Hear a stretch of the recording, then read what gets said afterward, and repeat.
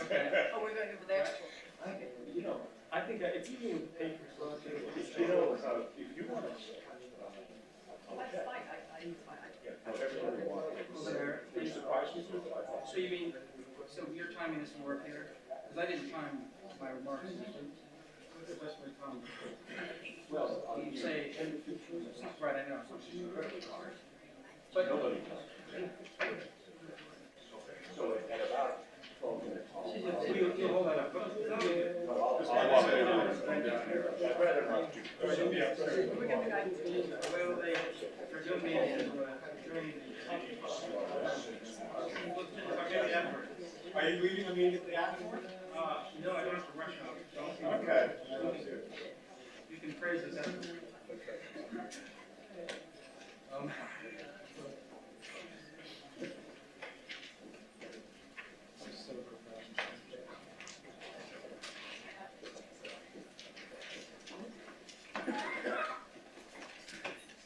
Georgetown sign that's not in front of you. Yes, I think it's good. It's a placement.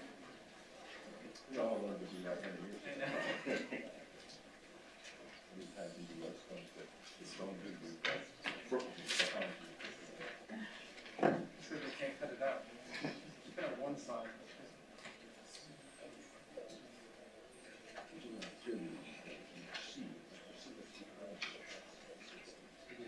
It's probably different names. It's not for what we say. It's one that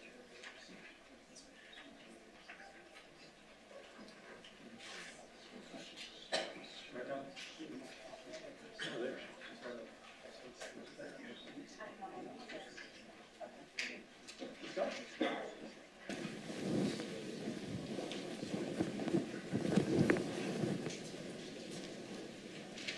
Oh, here it is.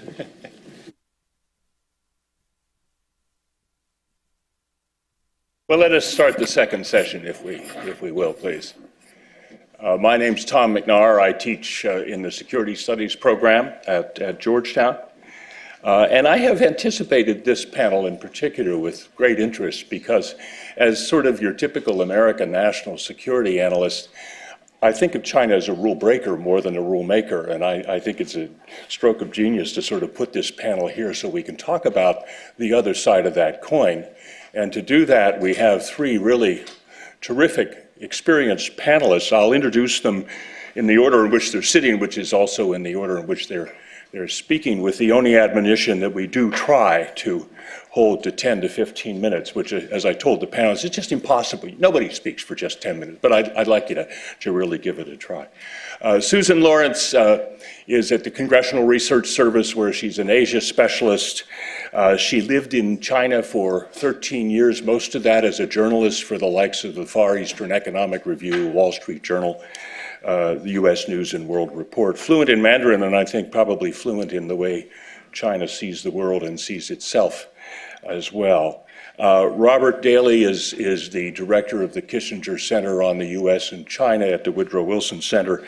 Came down there just last year from Maryland, where he ran the China Project, but about 11 years in China, including 6 directing the Nanjing Center, which I regard as a very special place. Again, fluent in Mandarin and has interviewed and translated for, interpreted for several Chinese high-level officials, American high-level officials.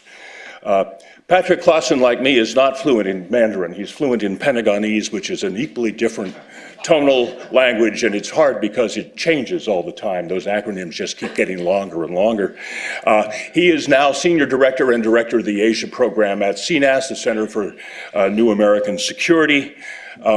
If you look at his longer bio, you'll see he's been in a number of places and has always written very, very cogently about U.S. national security, in particular about Asian issues. So with that, let me turn this over to Susan, and we'll get started talking about China as a rule maker.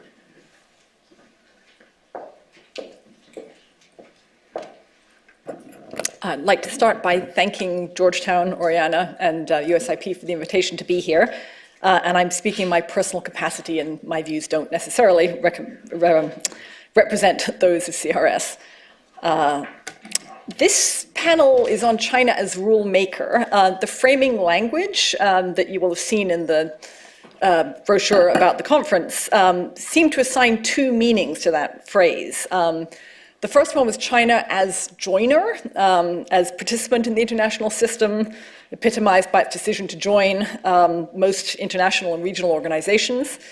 And the second meaning is China as rule maker in the international system in the sense of playing a leadership role, actively proposing changes to the international order. So I'm going to split my remarks into those two categories. Starting with China as joiner. China has been an enthusiastic joiner in recent decades, making up for time lost as the junior partner in the Sino-Soviet alliance and in the aftermath of the Korean War. China, of course, joined the United Nations and took on the seat on the Security Council held by the Republic of China, Taiwan in 1971. Its membership in international organizations picked up after 1978. It has now joined most UN-affiliated agencies, the World Bank, the International Monetary Fund, and so on. It began efforts to join the General Agreement on Tariffs and Trade in 1986, and finally joined the GATT's successor organization, the World Trade Organization, of course, in 2001. Nonetheless, for most of the time since 1971, China has often been described as under-participating in global governance. A 2009 study by the Center for American Progress described China as in the ring, but punching below its weight.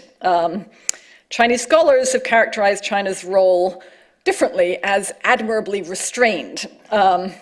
Chinese scholars sometimes seek appreciation for the fact that China has generally not sought to use its UN Security Council seat, for example, as a way to counterbalance or block the United States. One imperfect metric of China's activity may be vetoes in the UN Security Council. China cast its first veto in 1972, blocking Bangladesh's UN membership because China considered Bangladesh to be a breakaway province of Pakistan, its ally.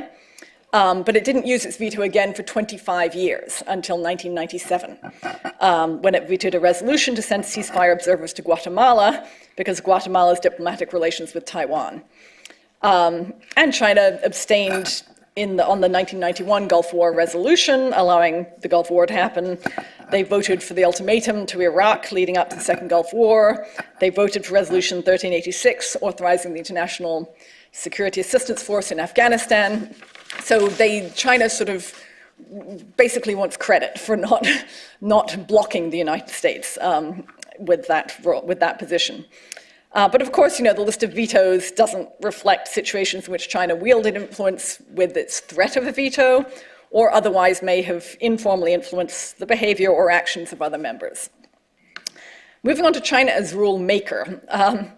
Many observers have remarked on an apparent gradual shift in China's attitude toward the international system in the last few years. A desire to move cautiously beyond the Deng Xiaoping dictum of Tao Guangyang Hui, this idea that China should keep its head down, not take the lead, focus on domestic development. And that dictum has been in place since the fall of the Soviet Union.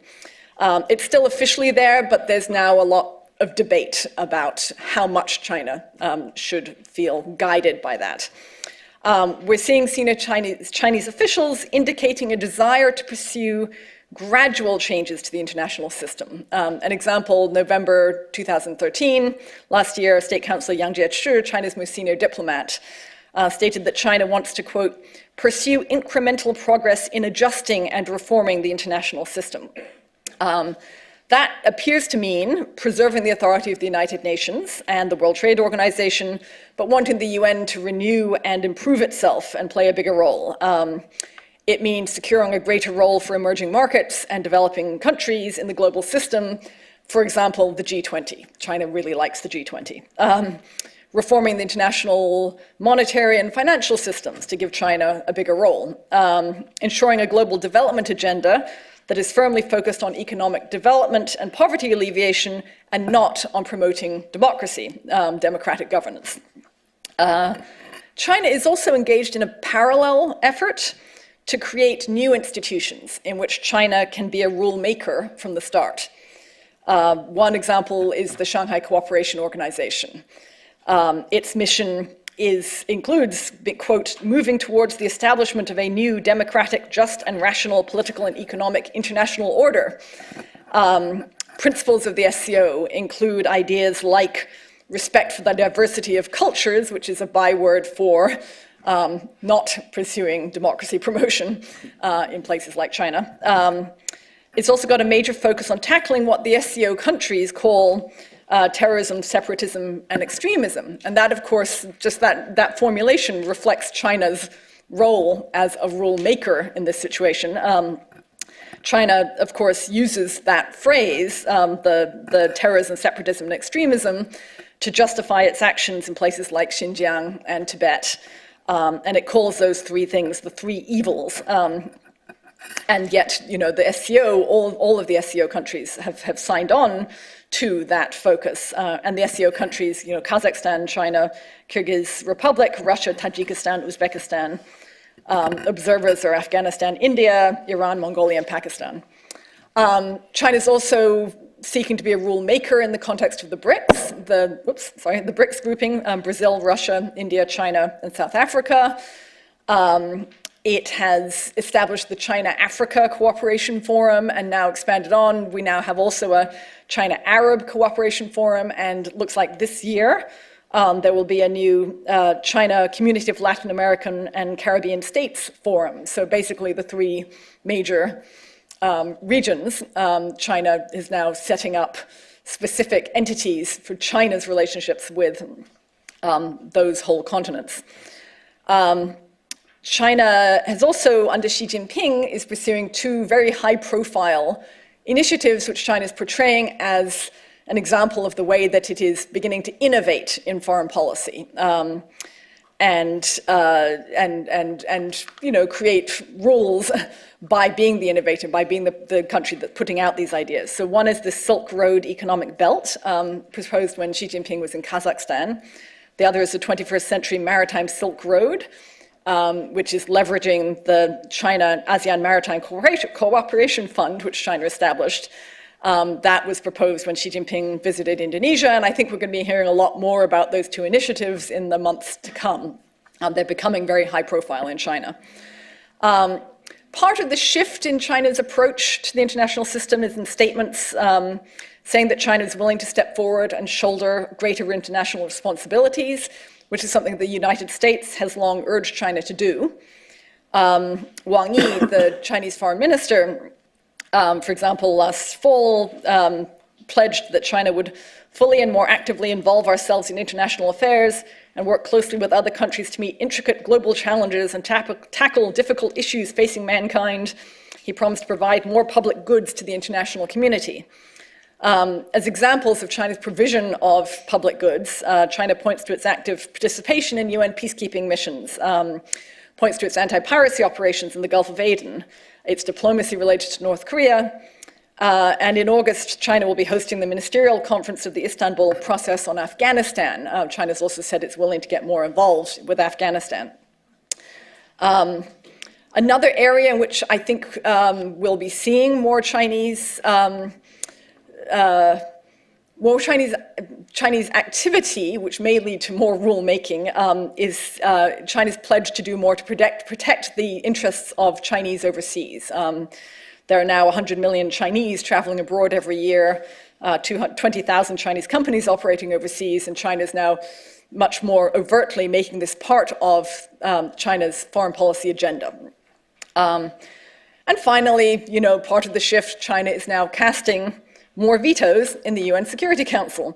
So from 1997 to the present, you remember from 1972 to 1997, there were no vetoes. From 1997 to the present, China has used its veto 7 times, 5 times following Russia's lead. The last 3 vetoes in 2011 and 2012 were on resolutions championed by the United States related to Syria, of course. But China abstained on the UN Security Council vote on the Crimea issue, which Russia vetoed. So I will put that out here. I think all 3 of us are going to be talking on kind of different aspects of this question, which is good. And we will then discuss how they all mesh. Thank you.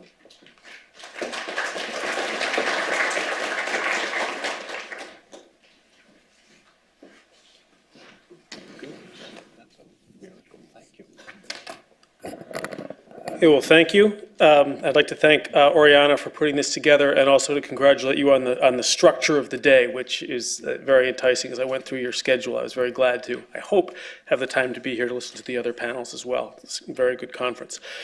When I was given this topic, China as a rule maker, I had some of the same thoughts. China hasn't proposed that many rules as such. And so I went back, as I often do if I'm looking at something in a comparative context, United States and China, to etymologies to try to see whether we meant different things in English by rule than the Chinese do primarily by guizi, because it's often the case when we speak, for example, of education and jiaoyu, that they're fundamentally different concepts. Interestingly, etymologically, notions of rule and guizi are quite similar. They both come from the idea of making straight and from measurement and delineation initially. Now, the processes of rule making in the United States, broadly internationally, and in China are quite different, particularly with reference to notions of who gets to participate. But what I wanted to focus on, and here thinking back to the first panel and to Professor Wang Zheng's comments in particular, is the degree to which rules are culturally construed in both the Western and the Chinese tradition. They are not static. Rules evolve to reflect changes in values, technologies, and power relationships. And so we tend to, I think, overall in the United States, we tend to describe and to judge the efficacy of rules based on whether or not they form the foundation for human flourishing and for human interaction, including economic interactions, security interactions, et cetera. Does the rule provide a good and fair foundation from below for human activity? Whereas in China, it's more often the case that a rule is seen as imposing order on chaos from above. And we often run into this difficulty when we speak of international rules and the question of whose notion of what rules are for is going to predominate. So that in some of the examples that Susan Lawrence just gave of China as a rule maker, I think there is a question in some of these institutions, these organizations, these policies, whether we are really talking about rules as such or as mechanisms for power projection and influence on the Chinese side. And so it's tough to make these distinctions all the time, but it's worth, I think, making the effort. Earlier, you spoke also of the culturalist lens through which China approaches these issues, and I think that's correct in the case of rules. Rules are also designed to create and to perpetuate a culture. And often this function of rulemaking is not explicit, but it can be. And I'm thinking, of course, because Georgetown is sponsoring this event with the Institute of Peace, we have the rule of St. Benedict, the rule of St. Augustine, the rule of St. Francis, and of course the rule of St. Ignatius Loyola. And this once common, now less common notion of a rule is a way of life that enforces a discipline, schedules, rituals, declarations of faith, in order to cultivate certain virtues, certain practices. Actually, the whip that was used in some of the harsher orders for self-flagellation, that was actually called the discipline by the people who used it. And so this notion of the rule as perpetuating a set of disciplines and cultures is not altogether unknown to the CCP in its histories. This is another sense of rule that I would like to bring in. So rules, I think, are inseparable from values and from cultural practices, which is one of the reasons that we've had so much difficulty in working with China on this front. This week in the States, of course, we've seen this in the U.S. We've been debating rules about affirmative action, about land use rights in the Clive and Bundy case. My last comment on that, but I think that in talking to China, or with China, about its role as a rule maker, we need to bear in mind the inadequacy, the inconsistency, and the changing character of our own rulemaking. So what are China's attitudes toward the making of rules to date? We don't have a whole lot of evidence to go on, although it was somewhat encouraging just this week to have in Qingdao a new agreement reached on a non-binding code of maritime conduct. It's encouraging. We'll see how it goes. We can also look to China's recent international behavior as a clue to its attitudes toward rulemaking. And I think that certainly over the past year or so, the evidence there has been far less encouraging when we look at the East China Sea and the South China Sea, where we have declarations of interests rather than rulemaking activity. And as its power grows, another ongoing indicator of China's attitude toward rules is China's own domestic laws. It is becoming clear, I would argue, that China's first instinct and preference in treating problems and people beyond its borders is to treat them as it treats problems and people within its borders. This isn't unique to China. It's not really very surprising. But that kind of treatment often can threaten established and emerging international norms that much of the rest of the world regards as essential to the functioning of modern nations. And indeed, I would argue many of these rules are essential to China's own efforts to develop an innovative knowledge economy. And so there's a tension that we see in China, and Professor Zhu Feng referred in the first panel to this paradox between a desire to be involved, a desire to be integrated, a desire to benefit from international rules, which are sometimes at variance with the domestic rules that are very strongly enforced by China. We see a paradox in that China's domestic standards, for example, treatment of individuals, treatment of labor, the environment, the free flow of information, protection of intellectual property rights, Chinese attitudes toward the rule of law and the role of law are not commensurate with established international norms. And China experiences this as a big problem. It describes it as its problem in controlling discourse, 话语权. It sees very little room to defend or promulgate its own standards for rules that it sees working for it domestically, internationally, because the discursive field is already occupied. It's hard for China to step out. And that is why I think that what kind of rulemaker China will become is going to depend on its ability to resolve this sort of nay, why, internal or domestic, international paradox, which is what I understood Zhu Feng to be referring to. In other words, it is Chinese exceptionalism, China's uniqueness, which we discussed in the first panel, which, like all exceptionalisms, doesn't meld easily with principles of international law. And the attempt to work with China as a co-rule maker is further complicated by Chinese views toward its foreign policy, deeply held beliefs among Chinese elites, but also among Chinese people more broadly, which were also referred to in passing in the first panel. The belief that China is fundamentally and characteristically peaceful, that it never has and never will threaten a neighbor. Therefore, incursions in the Scarborough Shoal cannot be threats. This is the argument. It is also strongly believed that China also respects nations and peoples and never interferes in the internal affairs of other countries, that it does not seek to change the systems of other nations, that Chinese foreign policy is always correct, and that China is never at fault in international conflicts. This makes it, this belief, which I think is fairly deeply held in China, and which I'm sure many of you have encountered in the past, and if you haven't, I'd be happy to send you some speeches and articles that make this point. But this disposition that China is never at fault, is always peaceful, this makes it more than usually difficult for China to accept international judgments, whether they're from the WTO or, for example, with the case that the Philippines is bringing about the Spratlys. How are we going to reconcile these deeply held beliefs about China's correctness with international judgments? Furthermore, China, it is believed, as a historical victim, is incapable of being an aggressor. The very suggestion is almost oxymoronic from the Chinese point of view. Xi Jinping at Davos in 2014 said that China will never seek hegemony because, quote, this is not in the DNA of the country given our long historical and cultural background. So these beliefs about Chinese foreign policy are going to make it, I say, difficult, these ideas of Chinese exceptionalism, for it to make and co-design rules as such.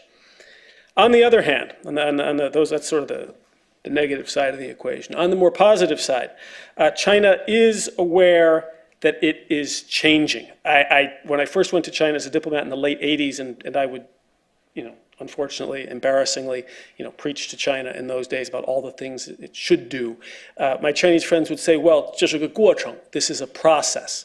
And of course, this is very tough as an American because it's so transparently an excuse and it's so undeniably true at the same time. So it makes it sometimes tough to have these conversations. But certainly there's a very healthy discourse among Chinese policymakers and in the universities about the fact that China needs to integrate, as had been mentioned. China is also understandably uncertain about what it wants and where it is headed. I was in a panel yesterday with Jia Qingguo of Beijing University, and he made this point strongly and quite convincingly, that one of the reasons for China's silence about its desires and rules is that it doesn't know. China is changing very quickly, and we spoke earlier this morning about the need for empathy, and this is, I think, one of the areas where we have to exercise it some of the time. So this uncertainty is one of the things that is making China a hesitant rule maker. It is conflicted, and so it rails against the supposed injustices of the existing world order, even as it games that order with great success, and increasingly now recognizes that it is a beneficiary and therefore that its interests are to refine, certainly not to overthrow that order. Yuan Peng of the China Institutes for Contemporary International Research writes about this in a book I'd recommend called Debating China, a series of dialogues about major issues in U.S. China relations. And Yuan Peng wrote, "China itself has not yet made adequate psychological and strategic preparations for changes in the international system." Therefore, quoting, but from a separate part of his article, "China will continue to play the role of constructive participant and gradual reformer." And I don't think that we will see this changing in the very near term. So this question of what China becomes as a rule maker is really inseparable from questions about China's modernization and integration into a rapidly evolving world generally. Its rulemaking, I would not expect its rulemaking capacity to get out ahead of other aspects of 对外开放 and its opening policies. So, in closing, how should the U.S., faced with so many international problems, the need to work closely with China economically and across the board, but we're dealing with a China that is uncertain, although it's quite comfortable declaring what it doesn't like about the existing rules, but it's uncertain about proposing new rules. How should we best work with China? First, I think that it is incumbent upon the U.S. and other countries to make clear to China that it is welcome as a participant, an active participant in the rulemaking process. We do not expect it to be just a responsible stakeholder, a phrase that to the Chinese means we welcome your rise as long as you play by the existing rules. China does have a legitimate interest in refining those rules for a changing world, and I think could have something positive to contribute to them, although it hasn't really begun to do so yet. So looking for ways to work jointly with China and to try to listen to China is going to require, I think, a humility and a patience on our part that doesn't always come naturally, even as we have to insist on upholding certain fundamental principles. I think the best way to have these dialogues with China is to try to focus in rulemaking with China in areas where China recognizes that it has equities and where it can come to rulemaking not as a latecomer, but more or less as an equal. It's a good idea to start on new frontiers. There aren't so many of those. We have them in space, and we have them obviously in cyberspace, and the new frontiers for rulemaking come to us now mostly not from geography, but from technology. Rules about the human genome, for example, and how that is going to be treated. Questions, technology raises privacy questions internationally that China recognizes as such, as it potentially impinging on the rights of individuals. These are very good opportunities to work with China as an equal, as rule makers, where some of the paranoia that was described earlier can tend to drop away. So I think there is room on the positive side to work with China as a rule maker, and I think it's essential that we do so. On the negative side, China, as has been mentioned, has this idea of 大国主义, of big country relations and big country prerogatives that would sometimes seem to preclude rulemaking in the normal circumstances. We don't always agree with China on the rules for rules. We disagree about rules in the first instance, and we sometimes disagree about what constitutes a rule. Should a rule, for example, on the use of EEZs apply equally to all countries? This is something China has difficulty answering. So China, as I say, to date remains largely silent as a rule maker because of uncertainty, because it has problems with discourse. I think it doesn't know how to express its desires without sometimes frightening people. And also, I believe, because it sees time as being on its side. It sees America as in at least relative decline and China as rising, and therefore the later China declares a rule or makes a deal, the better the deal China is likely to get. These Chinese attitudes toward rule-based order, I think, have serious strategic consequences in the immediate term that we have to deal with. But the underlying challenges for China are cultural, and cultures change slowly. The CCP's default attitudes toward rules are still based on self-interest, maintaining order, maintaining discipline, and on maintaining virtues that are idiosyncratic to the Chinese system. And as the Benedictines and the Franciscans know, that really doesn't work so well except in the cloister. When you're opening to the outside world, it's a little bit tougher, and that's where we have to work. Thank you.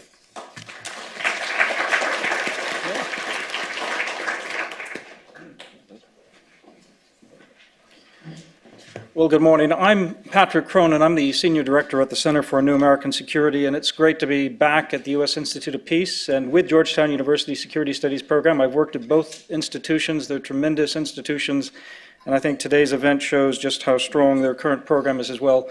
I think Oriana asked me to talk maybe a bit more about the specific security issues we face today. I've tried to cover some of the same ground as the two previous speakers who've done a better job than I've done, but I will, just for the sake of letting you know my outline of an article I'm finishing, give you at least the punchlines, because I see China as a partial rule maker and a partial rule breaker. Going back to Tom's earlier point, yes, they break the rules as well, and they also make them, and sometimes they just are not interested in the rules, breaking them or making them. When you think, I've tried to ask three questions. One is, what does it mean to be a rule maker? And I think one of the points I'd make here is that from an American perspective, you'd expect predictability. You'd expect transparency, and you'd expect a sense of fairness. And without those three qualities of predictability, like the 9-dash line, does it apply to land features? Well, maybe, maybe not. There's no predictability. There's no predictability in this issue. How about transparency? Well, there's no transparency either, because you can't really see inside China's decision-making. It's so difficult. There's so many actors. I hesitate to ever say China as a rule maker, because what is China? And is there a sense of fairness? Well, from a Chinese perspective, yes, but it's historically based. And that's so rich, as we just heard, that it's very difficult to try to put that in our, especially American, but more generally Western context. So that's why I want to move on to a second question about the scope of rules being made, because I think it really is important to differentiate the kind of rules we're talking about. And so when we focus on the hard issue, the neuralgic issues between, say, U.S. and China on security, and between China and some of its neighbors on security, especially the maritime domain, but you can increasingly bring in issues like cybersecurity, you start to see the pattern of Chinese rule sort of making and breaking. There's no doubt that China is looking at this as a justification for power projection as much as rules. I think, as Robert just suggested, that is to say, it's both. They're interested in the rules, but not if it touches upon and infringes upon what they think are core national interests. And that's a loaded term as well, because that could be changing as China reawakens maybe old claims, not necessarily new claims, but new interests in old claims is leading to a greater desire for influence over those old claims, where this new awakened power of China, again, the 9-dash line, also the East China Sea, including the air defense identification zone, can be seen as sort of an extension of China's conscious power projection toward its near seas, not necessarily out of an imperious desire, but what they think is a historical right. And that's why this rights movement in China is becoming a more dominant strand of decision-making influence than, say, ideology. Chinese clearly prefer bilateral agreements with smaller neighbors and they don't want binding sort of agreements, certainly through a multilateral mechanism. Those seem to be true throughout all their negotiations on security.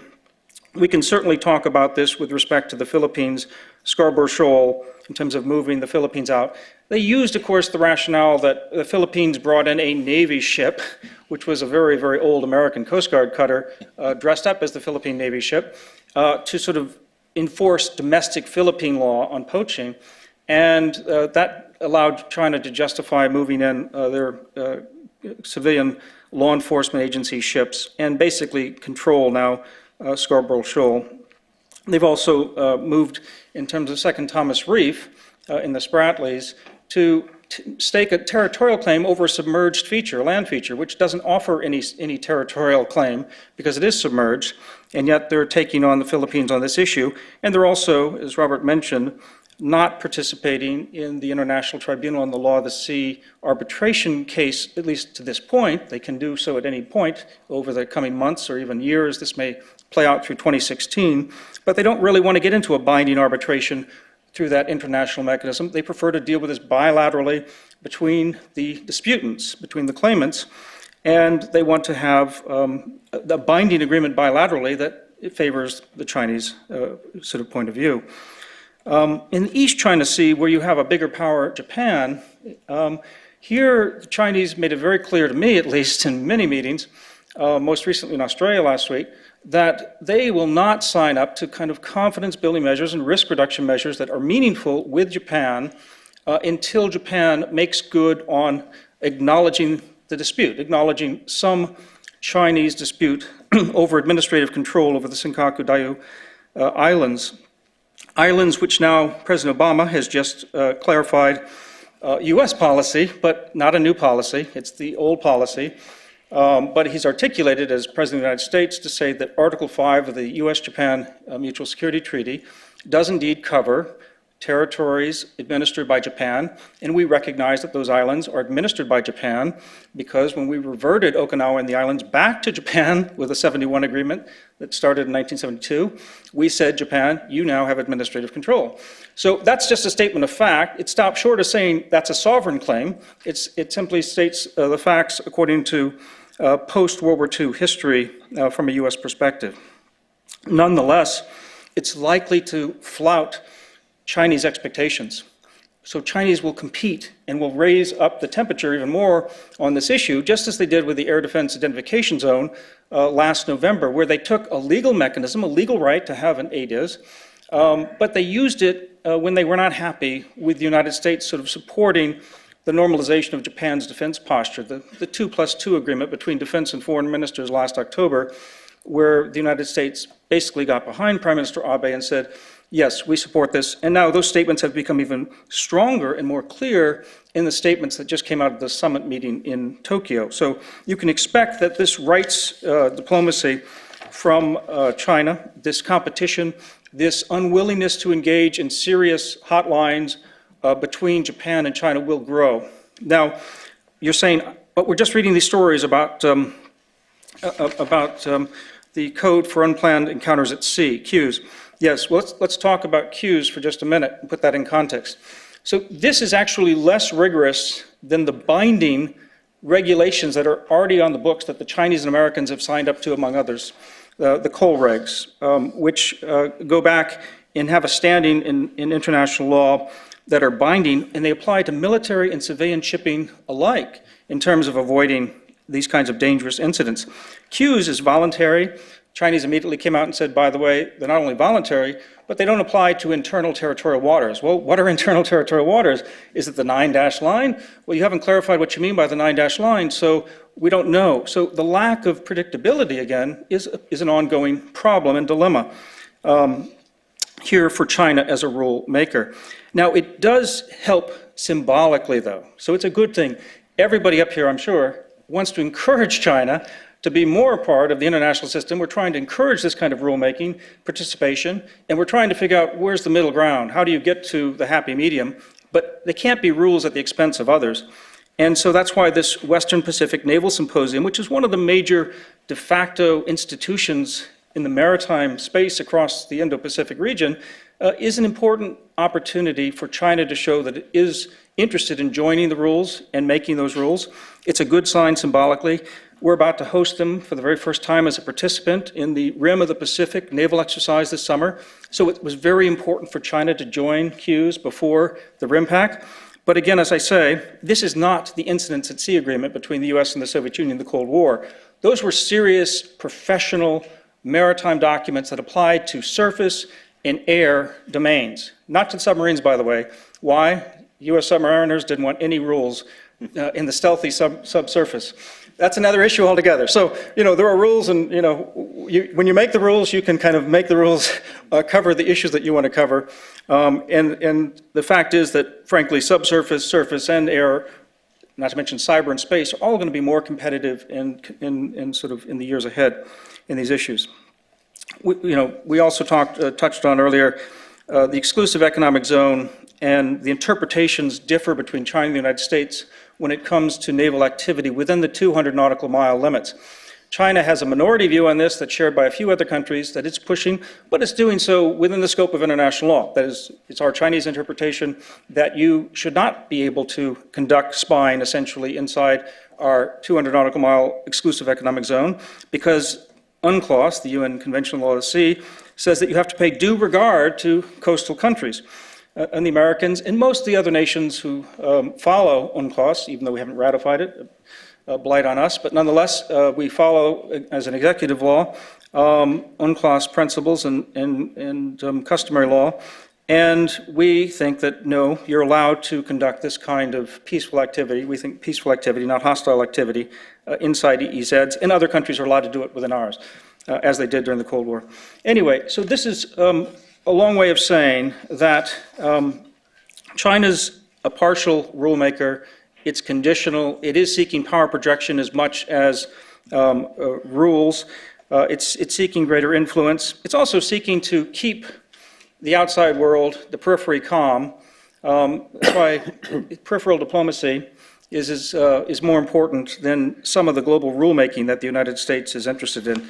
I could, if there were time, talk as well about some of the cyber. I will just mention that it's interested that the multilateral aspects of Chinese cyber policy are with like-minded countries. So the recent agreement that China was pursuing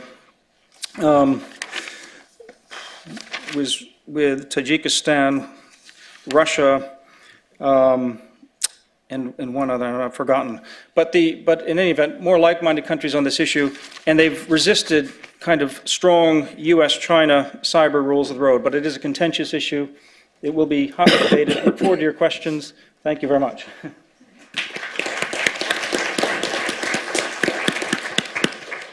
I just want to thank the panelists for allowing me to sit here comfortably and not get up with my little 2-minute sign. They did that voluntarily. I'm not an intimidating person. They did that. So thank you very much, which leaves us about 15 minutes for questions. And we have the usual rule that Oriana articulated earlier. Identify yourself first. We have mic. Wait for the mic. Identify yourself, then ask your question.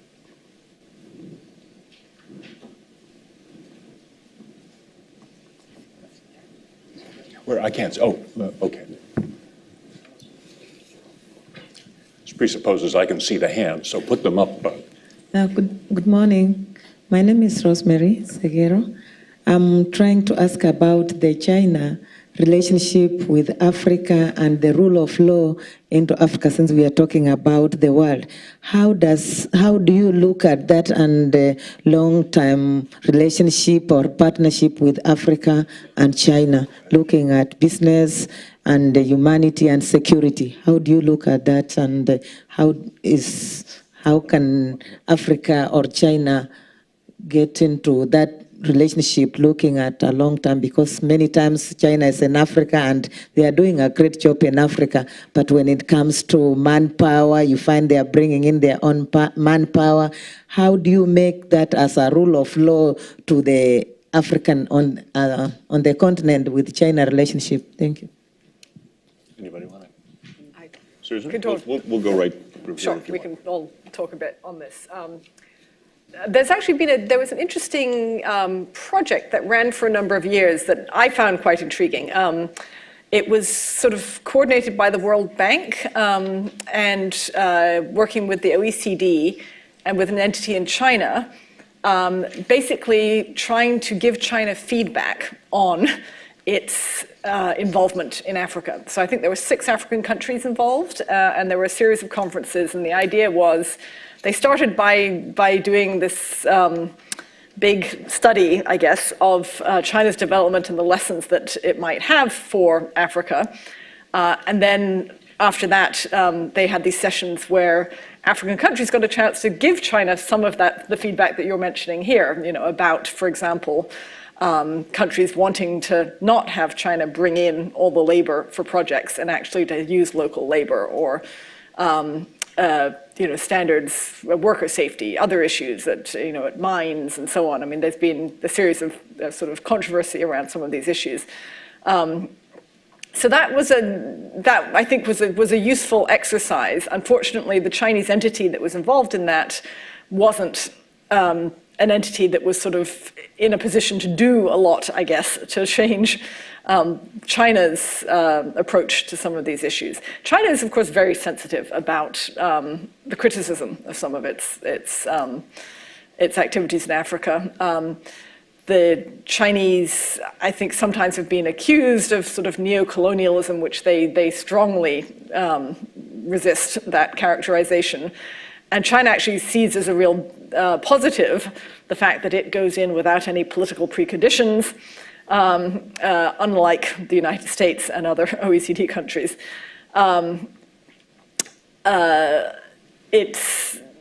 It's also a topic that the US and China are discussing. There is an effort to try to get China to sign on to some of the OECD rules on development assistance, for example. And that's been part of the US China SNED, the Strategic and Economic Dialogue.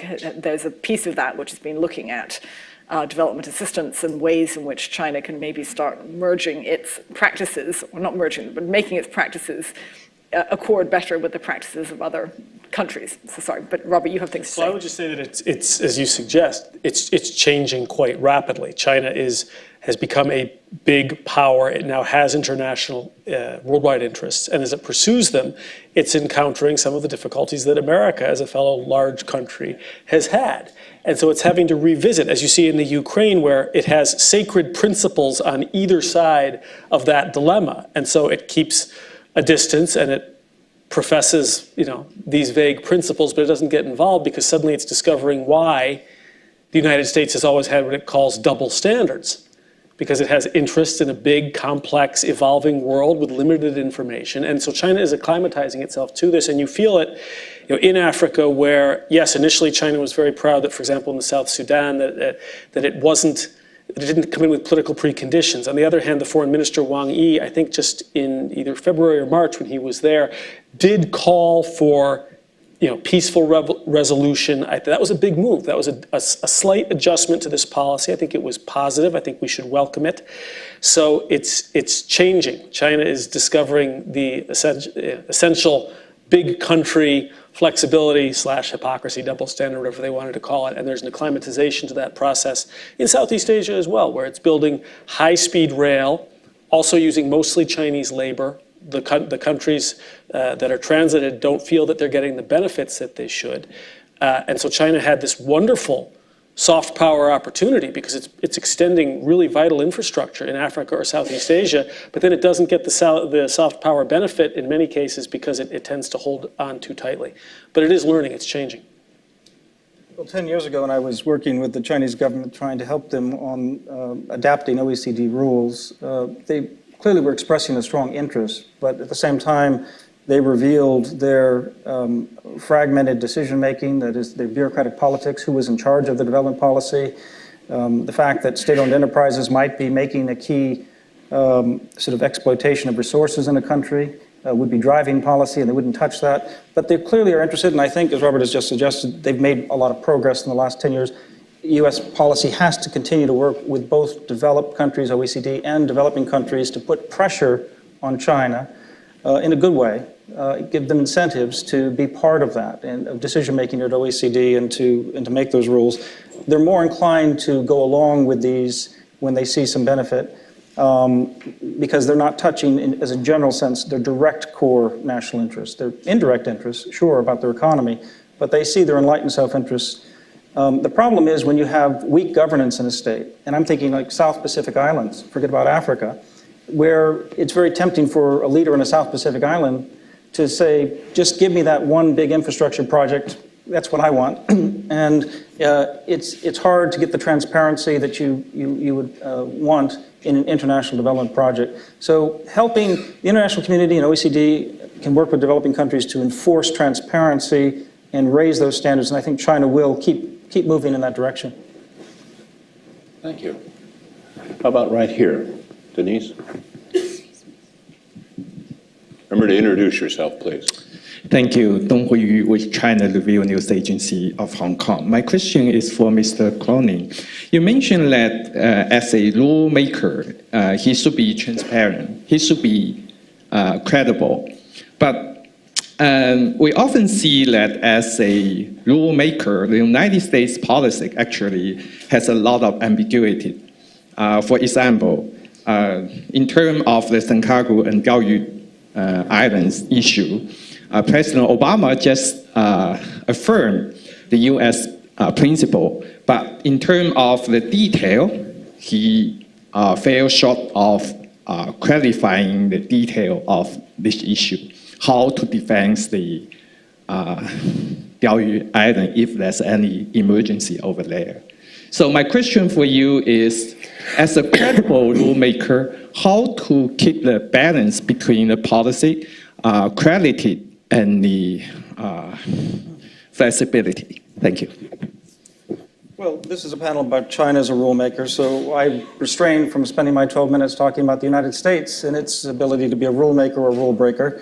But sure, the United States is ambiguous at times. All policymakers, in fact, prefer to have some executive ambiguity and leeway in policymaking if it's possible. But at the same time, I think the United States is making a concerted effort to strengthen and adapt an international system that we largely contributed to building post-World War II, and that includes in Asia Pacific through the United Nations, but also through institutions like the Association of Southeast Asian Nations. And sometimes I think that the Chinese approach to ASEAN is to see it as a sandcastle that they can kind of keep divided and it'll be very weak and they can pick it apart. Japan is a tougher nut, and when the United States sides with Japan, China's in a very difficult position about how to press its claims and its influence. The ambiguity you see over the Senkaku Islands is the fact that the history is ambiguous. I think President Obama has done as much as possible for any American leader to articulate clearly what the U.S. interest is. He wants a peaceful resolution of the dispute and expects it. But at the same time, he acknowledges that it is under administrative control of Japan and that our treaty stipulates that we will support territories administered by Japan. So he's stating all the facts. He's talking about peace. He's looking for cooperation. He's encouraging Japan to reach out to China. We have a very strong U.S. China strategic dialogue. But unfortunately, these disputes are not going to be resolved. They have to be managed. That's why the United States prefers serious risk reduction measures. But as I mentioned in my talk, China prefers to employ a bit of risk here to press its claims and doesn't really want to enter into a binding agreement with Japan in particular. With the United States, it's a bit different because they see us as co-equal sharing the Pacific. And they'd like to sort of enforce that principle, that idea at least, symbolically. So it's an important, difficult problem. China has legitimate claims, but we don't know how to adjudicate those. And it's not for the United States to say, this is definitely Japanese sovereignty, but we can say definitely, this is the treaty, this was the reversion treaty, this is our policy. And by the way, we want everybody to resolve this peacefully. So let's make sure we figure out ways to do that.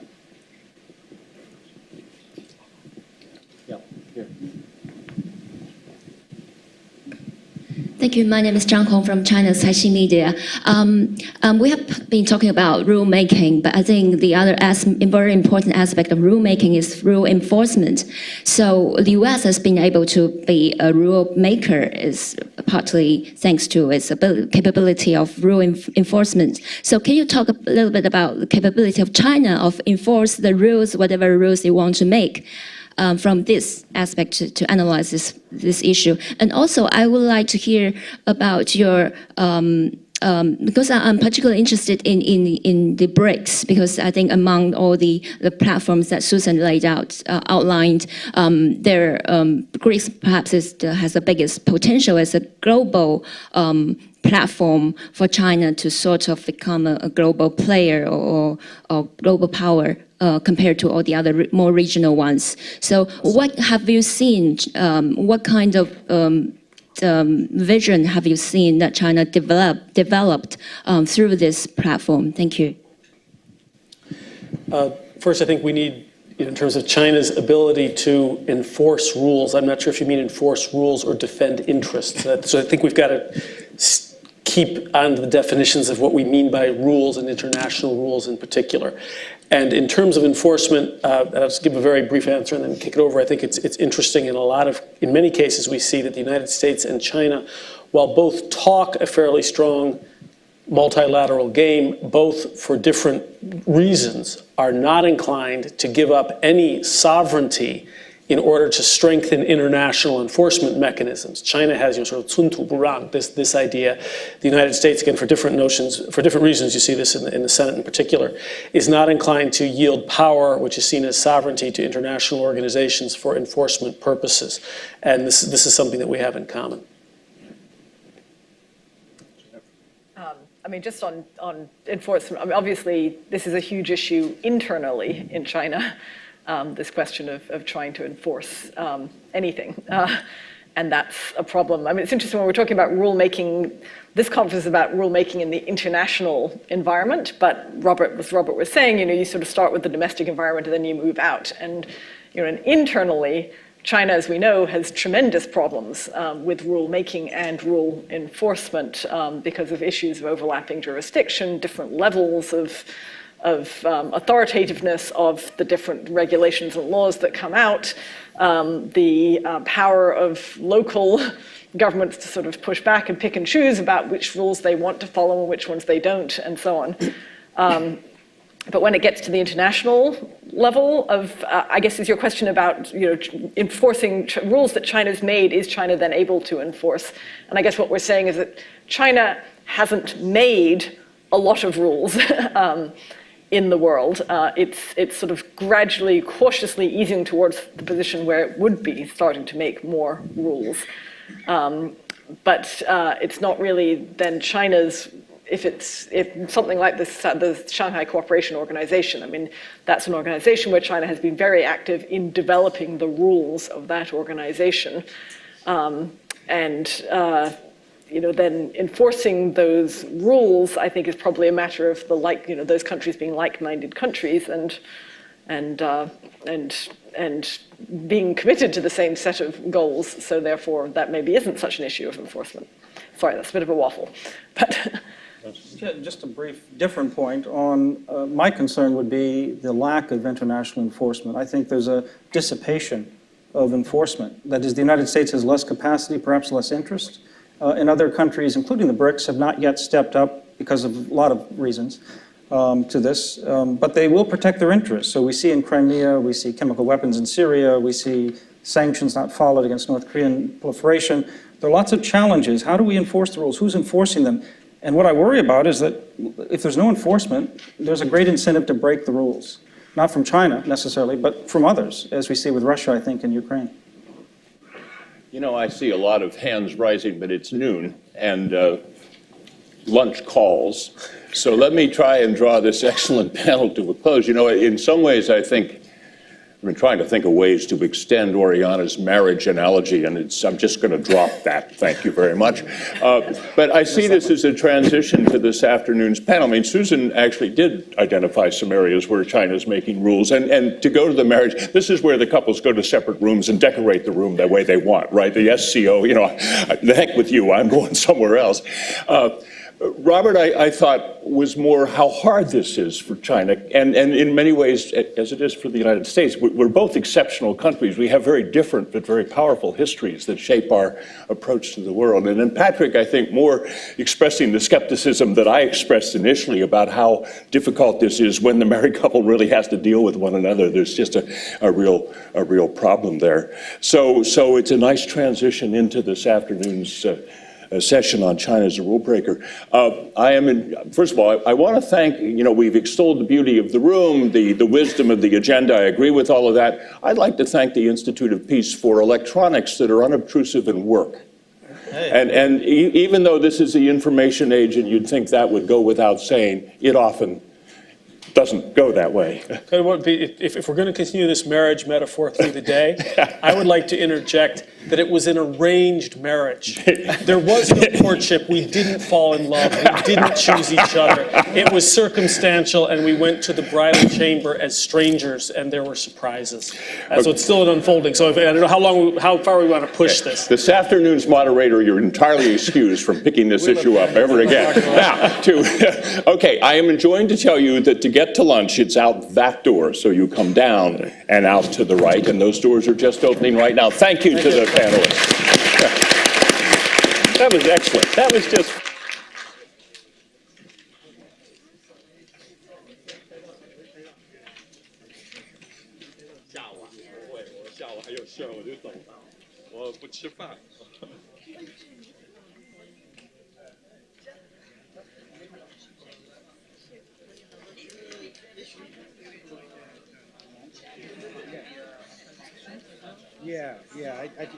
I had a lot of things.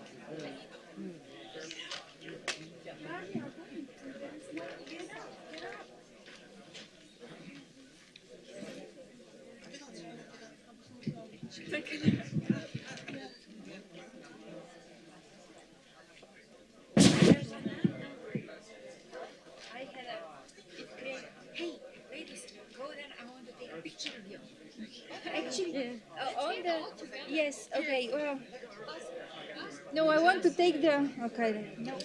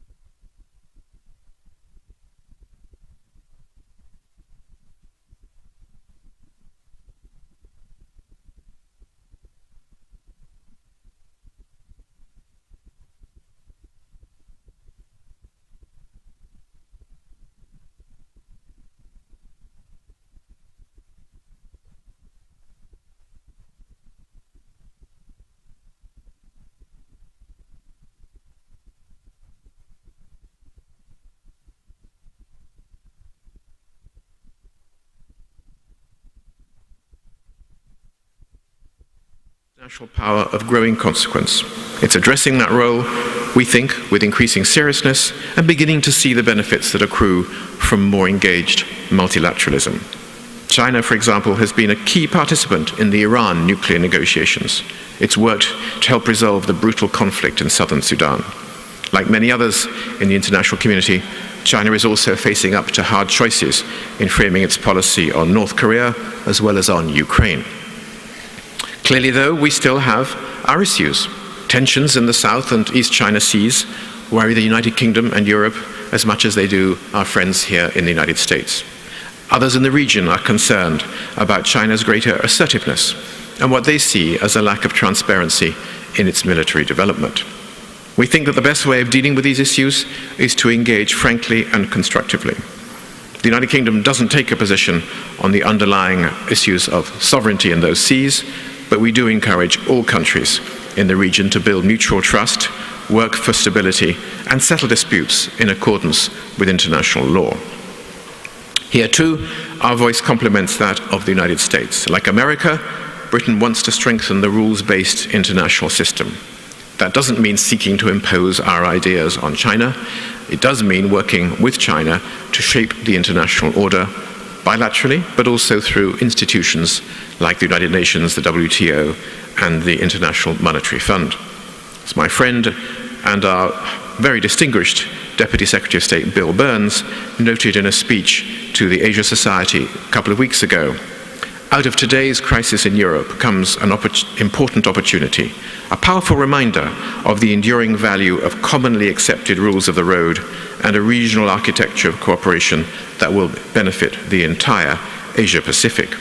And he added a little bit later, all countries, big and small, stand to lose if rules are devalued, dialogue breaks down, misreading and misinterpretations multiply, and fear and tensions spiral. We too profoundly hope that out of present tensions, important lessons will be learned. Among the most urgent of the international issues we're facing is climate change. The world needs China to act on the environment, just as we need other big emitters like the United States and the European Union to take action. People of China know better than anyone the urgency of dealing with pollution in air and water. Environmental degradation is estimated to cost China almost 1/10 of its GDP and suppresses life expectancy in the north by more than 5 years. Here too, the United Kingdom sees itself as a natural partner for China. We were the first country to set legally binding emissions targets. We are a leader in renewables and low-carbon economic growth. Already the UK and China are sharing expertise on offshore wind power, carbon capture and storage, low-carbon manufacturing. China, the United States, and the European Union are respectively, as we all know, the world's first, second, and third biggest emitters. All three are increasingly aware that substantial progress on a binding global deal can't be made unless we agree amongst ourselves. And last month, the European Union hosted bilateral summits with heads of government from the United States and China and agreed to strengthen cooperation in this area with them both. And we hope to see more of this working together in the run-up to the Paris conference in 2015. The problem is urgent, the need for action is global, and our knowledge and experience are complementary. We also think that we can find common ground with our Chinese friends in cyberspace. Like most countries in the world, the UK is extremely worried about cybersecurity breaches and theft of international property. Good cybersecurity is now vital to prosperity around the world, including in China. We should use that mutual interest as the basis for progress. Last month, we held the first UK-China cyber dialogue, and we hope that these discussions will form the basis for mutually beneficial cooperation in the future. Our cultural links are also key to bringing Chinese and British people closer together. We're proud to have been one of the first 3 countries to establish a people-to-people dialogue with China. The British Council, the cultural arm of our diplomacy, is one of the leading providers of the English language in China and of English language examinations. Almost 300,000 Chinese tourists visit Britain every year, despite the fact that in Mandarin slang, Big Ben is sometimes called a big stupid clock. British television exports to China went up 90% in 2012 alone, thanks in part to China's insatiable appetite for Downton Abbey. In 2012, 30 million Chinese viewers watched the royal wedding live on television. We're not quite clear yet whether Chinese viewers prefer the US or the UK version of House of Cards, but I hope that neither is taken as too literal a rendering of how Western democracies really function. Then there are our academic exchanges, which are increasingly high-tech. The UK is now China's second largest foreign partner in academic research. Peking and Manchester universities, for example, are developing a partnership in genomic medicine. The University of Nottingham has established a centre in Guangdong that will train 2,000 Chinese financial specialists every year.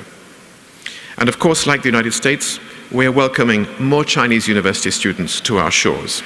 Last year, they totaled 130,000, about 6 times, I think, the total student body of Georgetown. But we also want our own young people to learn more about China. We plan to increase the number of Brits studying or gaining work experience in China to 80,000 a year by 2020. As Confucius says, it's delightful to have friends visit from far away. As more Chinese tourists, business people, and students visit Britain, we hope that they will be impressed by the value and resilience of an open society. We know from our own historical and current experience that the most successful economies are the most open ones, and that an open economy requires an open society. Both Britain and China have made international commitments to uphold human rights. Both are members of the UN Human Rights Council this year. We believe those rights underpin peace and prosperity globally as well as locally, and it's in that spirit that we continue to engage China on the issues that concern us. When we've seen signs of progress, for example, on arbitrary detention, judicial reform, family planning, we say so. But we still have our concerns, particularly around freedom of expression, the treatment of human rights defenders, religious freedom, minority rights. We have not shrunk from voicing these in many ways, including at the highest levels. Like the United States, we have no desire simply to nag or preach from the sidelines. In any event, I doubt whether it would be very effective. But at the same time, we will not and should not ignore issues of legitimate international concern. We want to see a strong, stable, prosperous China, and that's in everyone's interests. And we think the best way to achieve that is for China to strengthen the rule of law, increase rights and freedoms, establish greater transparency. Lao Tse, classical poet and philosopher, once wrote, "The more prohibitions rule all beneath heaven, the deeper poverty grows among the people." We know from our history that the inverse is also true. The more freedom people have, the more prosperous they will be. By far the biggest beneficiaries of greater openness in China have been the Chinese people themselves.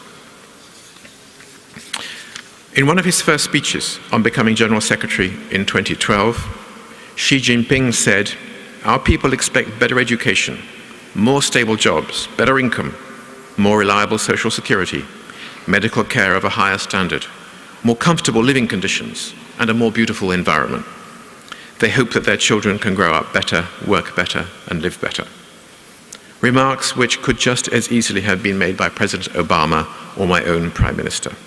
People in Britain, America, and China have the same aspirations, and we have a common interest in helping them reach those goals. Early this month, my Chinese counterpart, Shui Tiankai, stood on this same podium and commented, "No country can confront all challenges single-handedly. If we don't cooperate, we will probably be overwhelmed." And he added, "Cooperation in areas where we agree helps deal with areas where we differ." I don't think Britain or America need fear China's emergence onto the global stage. We can clearly work together on those issues. We must simply proceed with pragmatism and deliberation. Or to put it another way, as the Chinese experts might say, we need to cross the river by feeling the stones. Thank you very much for your attention, and happy to answer any questions.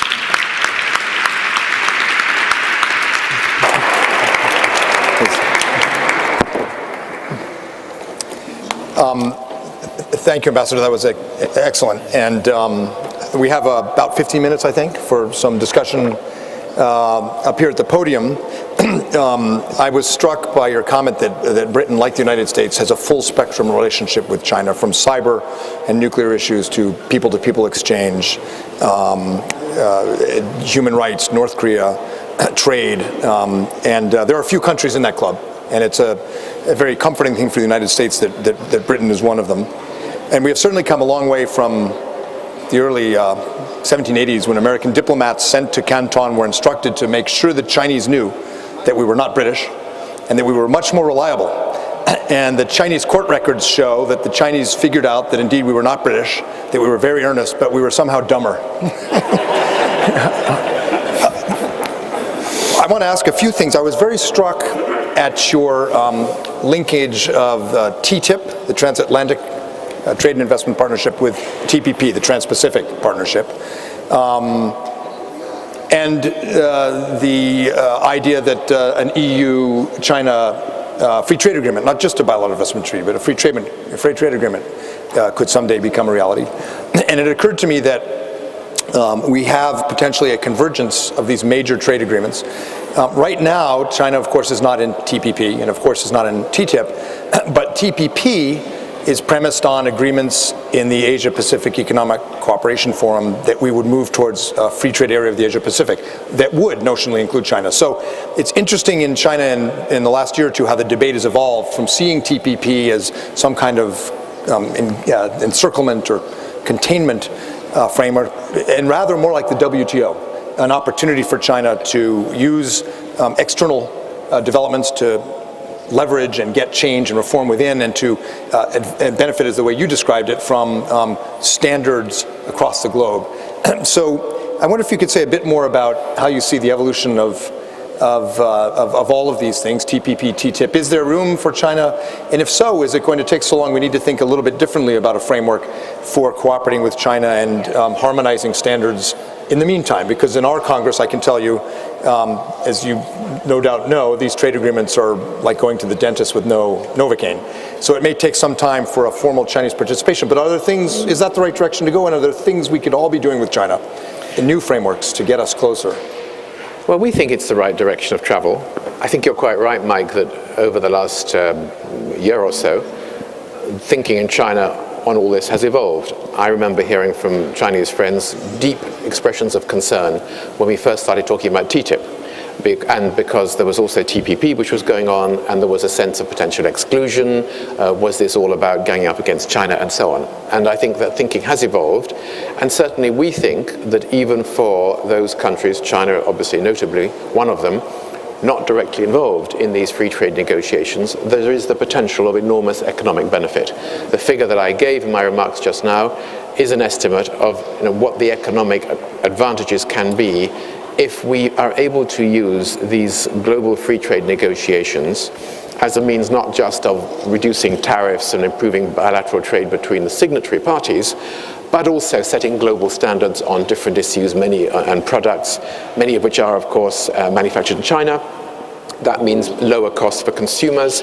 It means more single product lines. It means that we might one day, for example, agree that a turn light on a motor car sold in America could be orange as it is in Europe, or red in Europe as it is in America. I prefer orange myself because I think it's safer. But there are, and why can't we have the same standards for airbags in America and Europe, which we can't apparently at the moment? But maybe one day we will have if TTIP becomes a reality.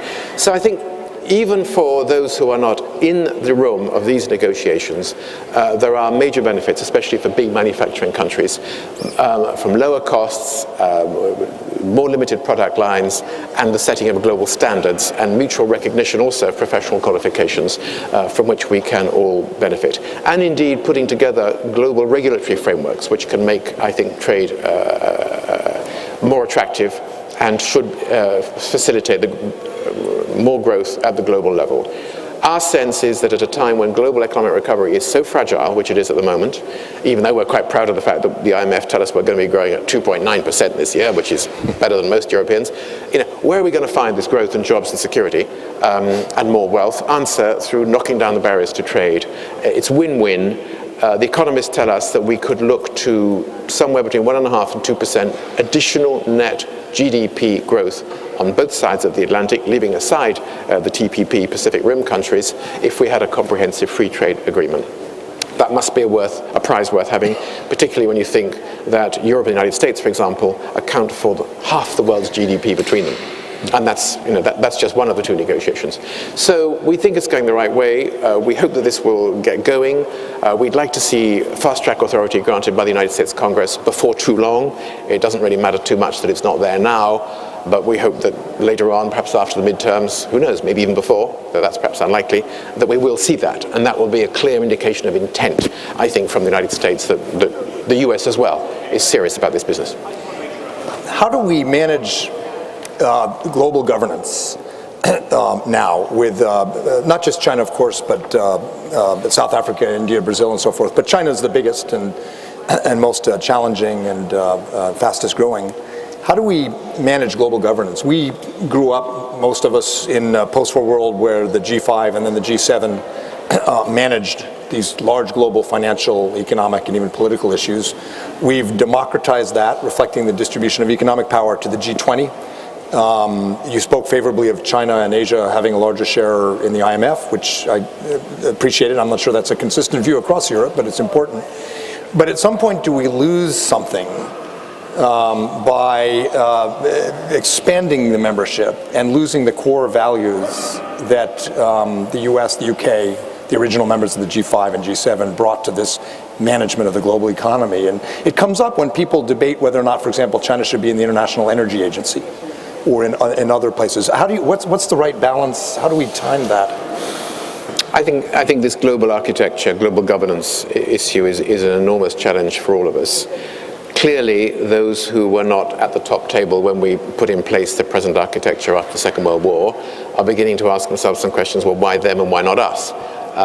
We have got the rise, the emergence of major powers, big economies, who are understandably saying, well, we think that we should be part of these big international organizations as well. I don't think any of us feel that we should oppose that trend. We want to hang on to the values which are dear to us and which are represented by, we like to think, the core membership of a number of those organizations that you value. We want to have more free trade. We want to ensure the Security Council of the United Nations is able to do its job. Equally, we have to adjust. We've had to adjust on a de facto, if not a de jure way at the moment, the G7, G8 in response to events in Ukraine. Recently, we have to be flexible. We are looking at the revision of IMF quotas, IMF reform, which we think is important. Actually, I think it's important for the United States as well. It got stuck in Congress recently when it got tied up with a number of other issues, including financial support for Ukraine. But we think that is the right way to go. And we are open, provided everybody else is content with it, with the concept of a degree of Security Council and United Nations reform. How and at what speed and with which countries we need to go cautiously and ensure that, as you say, we don't lose what is valuable. But I'm quite sure, my government's quite sure, that we do need to adjust the global architecture to take account of these new realities, not least the enormously important role which China can play and we like to think will want to play as it assumes a greater sense of international responsibility in the years to come.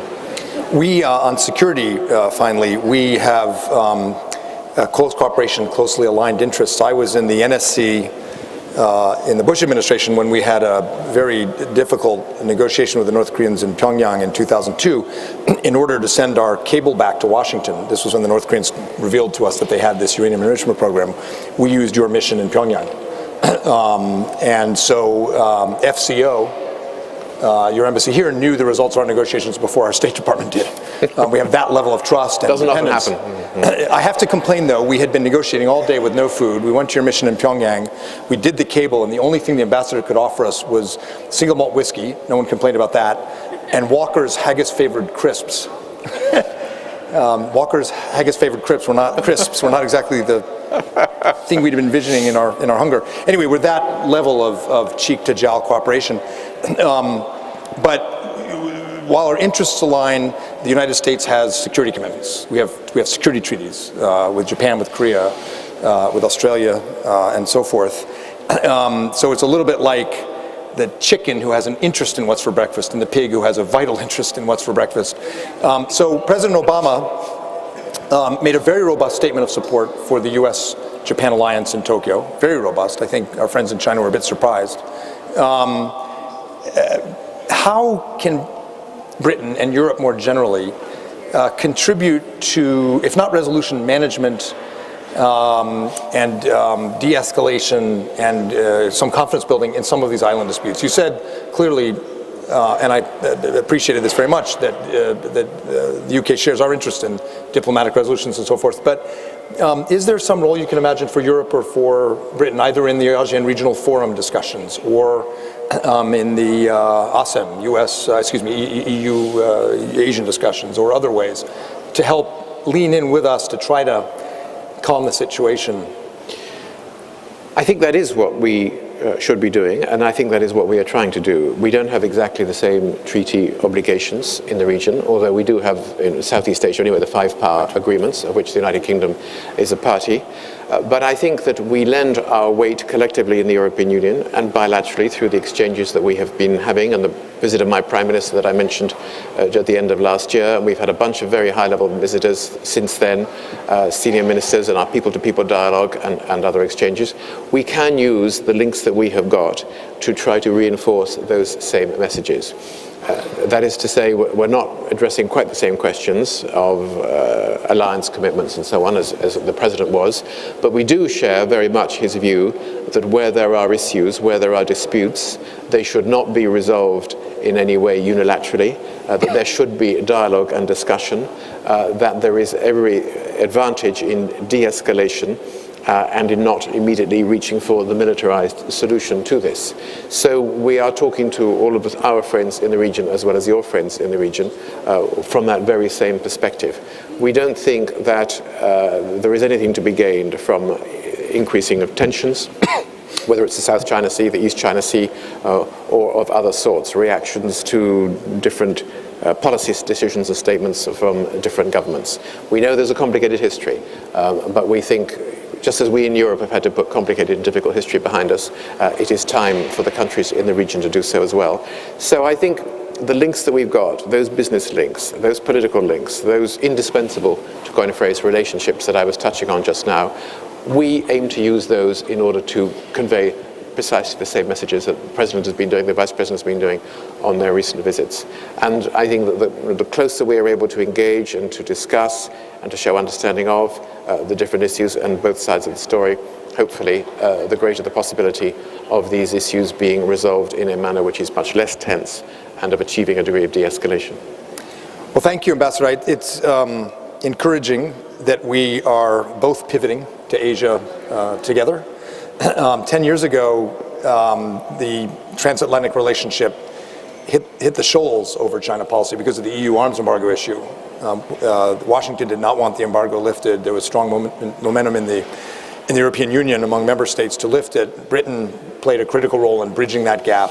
I think it's essential for all of us that the U.S. and Europe are speaking with one voice in both senses of our relationship with China. The hope for success, for a more comprehensive and positive relationship, but the importance of maintaining diplomatic answers to international problems and effective rules for governing trade and investment and so forth. And you've conveyed that very effectively today. So on behalf of Georgetown and Georgetown and USIP, I think CSIS and USIP have the same architect. It's spectacular here. Spectacular.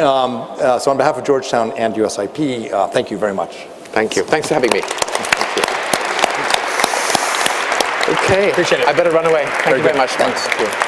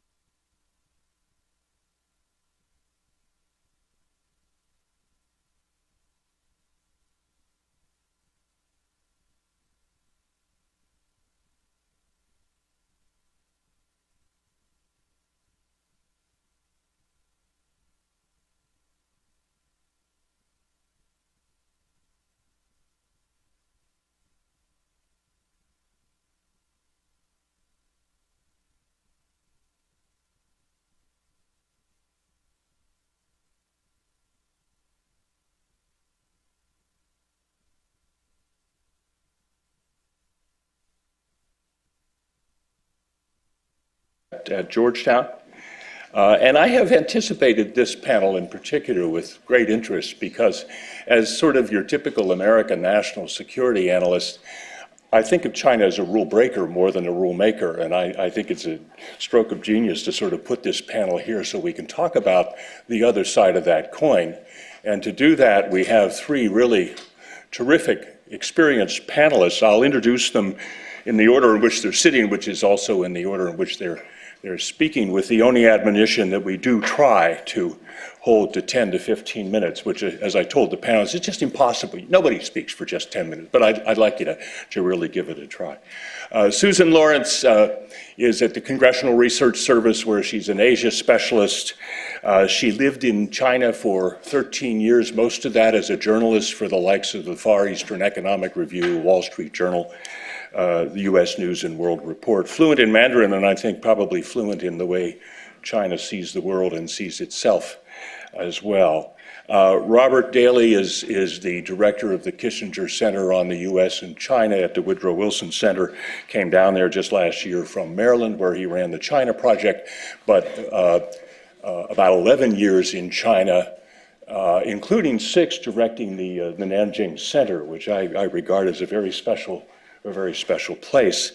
Again, fluent in Mandarin and has interviewed and translated for, interpreted for several Chinese high-level officials, American high-level officials. Patrick Clausen, like me, is not fluent in Mandarin. He's fluent in Pentagonese, which is an equally different tonal language, and it's hard because it changes all the time. Those acronyms just keep getting longer and longer. He is now Senior Director and Director of the Asia Program at CNAS, the Center for New American Security. If you look at his longer bio, you'll see he's been in a number of places and has always written very, very cogently about U.S. national security, in particular about Asian issues. So with that, let me turn this over to Susan, and we'll get started talking about China as a rule maker.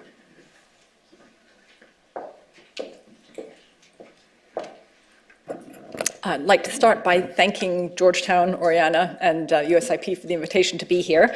And I'm speaking in my personal capacity, and my views don't necessarily represent those of CRS. This panel is on China as rule maker. The framing language that you will have seen in the brochure about the conference seemed to assign 2 meanings to that phrase. The first one was China as joiner, as participant in the international system, epitomized by its decision to join most international and regional organizations. And the second meaning is China as rule maker in the international system, in the sense of playing a leadership role, actively proposing changes to the international order. So I'm going to split my remarks into those 2 categories. Starting with China as joiner. China has been an enthusiastic joiner in recent decades, making up for time lost as the junior partner in the Sino-Soviet alliance and in the aftermath of the Korean War. China, of course, joined the United Nations and took on the seat on the Security Council held by the Republic of China, Taiwan in 1971. Its membership in international organizations picked up after 1978. It has now joined most UN-affiliated agencies, the World Bank, the International Monetary Fund, and so on. It began efforts to join the General Agreement on Tariffs and Trade in 1986, and finally joined the GATT's successor organization, the World Trade Organization, of course, in 2001. Nonetheless, for most of the time since 1971, China has often been described as under-participating in global governance. A 2009 study by the Center for American Progress described China as in the ring, but punching below its weight. Chinese scholars have characterized China's role differently as admirably restrained. Chinese scholars sometimes seek appreciation for the fact that China has generally not sought to use its UN Security Council seat, for example, as a way to counterbalance or block the United States. One imperfect metric of China's activity may be vetoes in the UN Security Council. China cast its first veto in 1972, blocking Bangladesh's UN membership because China considered Bangladesh to be a breakaway province of Pakistan, its ally. but it didn't use its veto again for 25 years until 1997, when it vetoed a resolution to send ceasefire observers to Guatemala because of Guatemala's diplomatic relations with Taiwan. And China abstained on the 1991 Gulf War resolution, allowing the Gulf War to happen. They voted for the ultimatum to Iraq leading up to the Second Gulf War. They voted for Resolution 1386, authorizing the International Security Assistance Force in Afghanistan. So China sort of basically wants credit for not blocking the United States with that position. But of course, the list of vetoes doesn't reflect situations in which China wielded influence with its threat of a veto, or otherwise may have informally influenced the behavior or actions of other members. Moving on to China as rule maker. Many observers have remarked on an apparent gradual shift in China's attitude toward the international system in the last few years. A desire to move cautiously beyond the Deng Xiaoping dictum of Tao Guang Yang Hui, this idea that China should keep its head down, not take the lead, focus on domestic development. And that dictum has been in place since the fall of the Soviet Union. It's still officially there, but there's now a lot of debate about how much China should feel guided by that. We're seeing senior Chinese officials indicating a desire to pursue gradual changes to the international system. An example, November 2013, last year, State Council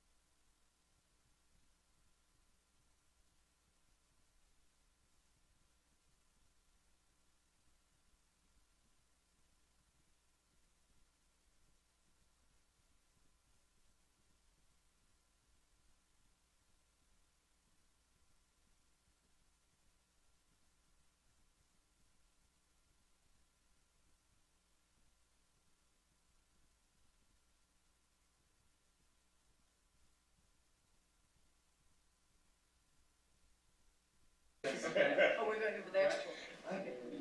I think it's even in the papers. If you want to. That's fine. So you mean, so your timing is more up here? Because I didn't time my remarks. What's the best way to time? Well, you say, right, I know. But nobody does. So at about 12 minutes. You hold that up. I'd rather not do. Well, they're doing me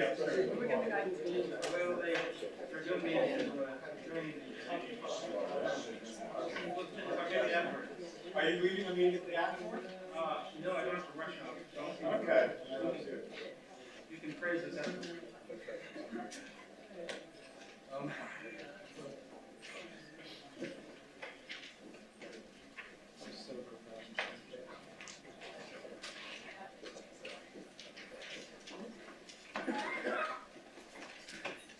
Georgetown sign that's not in front of you. Yes, it's good. It's a placement. We all learned to do that many years ago. We've had the U.S. don't do that. So they can't cut it out. Keep it on one side.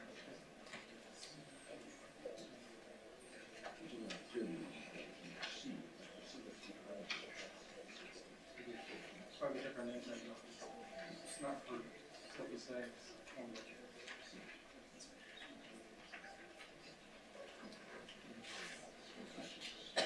right down.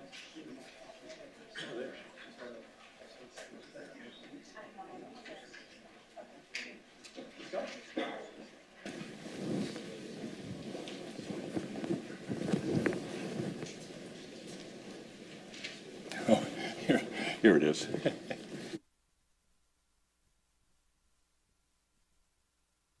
Well, let us start the second session, if we will, please.